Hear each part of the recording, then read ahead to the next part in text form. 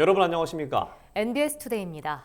산지 쌀값이 또다시 하락했습니다. 정부가 이미 지난해 2차례나 쌀값 안정 대책을 내놨지만 가격 하락세는 멈추지 않고 있는 상황인데요. 농업 현장에선 쌀값 안정을 위해 정부가 추가 대책을 시급히 내놔야 한다는 목소리가 높아지고 있습니다. 권혜영 기자입니다.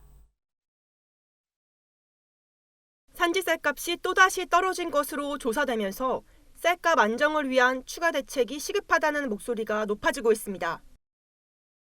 통계청에 따르면 지난 15일자 기준 산지 쌀값은 20kg 한 포대당 평균 48,958원으로 조사됐습니다. 80kg 들이로 환산하면 19만 5,832원입니다. 전순기인 지난 5일자 19만 6,656원 대비 0.4% 떨어진 수치입니다.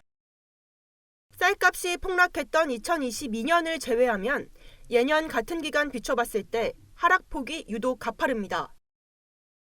문제는 지난해 11월 정부가 2차례 쌀값 안정 대책을 내놓은 상황에서도 하락세가 지속되고 있다는 점입니다.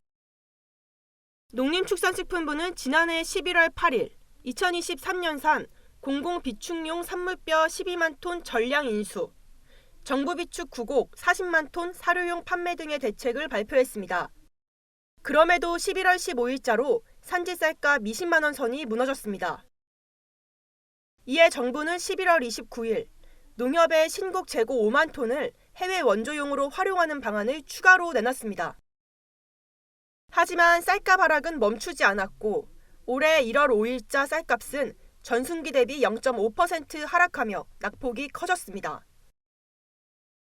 이처럼 쌀값이 하락세를 이어가는 원인에 대해선 시장 불안감이 여전하기 때문이라는 분석이 나옵니다. 민간업체들이 쌀값이 떨어지길 기다리며 벼매입에 적극적으로 나서지 않는 데다 예년보다 훨씬 많은 출하 물량을 떠안은 농협이 재고 부담을 떨치지 못하고 있기 때문입니다. 농협 경제지주에 따르면 농협의 2023년산 벼 매입량은 2만 톤에 달합니다.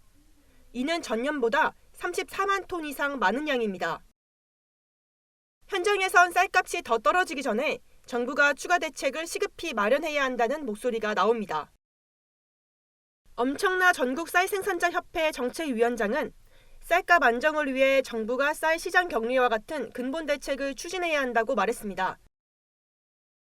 수확기에 이제 조금 올라갔다가 이후로 이제 11월 달부터 계속 하향세가 이어지고 있는데요.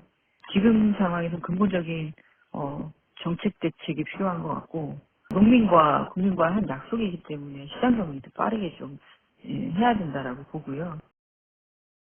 농식품부 관계자는 현재 70% 정도 진행된 공공비축용 산물뼈 인수를 이달 안에 마무리 짓는 등 시장에서 물량을 빨리 빼낼 예정이라며 해외 원조용 신공 물량을 확대하는 문제는 이후 수급 상황을 지켜본 후 재정당국과 협의해 결정할 것이라고 밝혔습니다. NBS 권혜영입니다.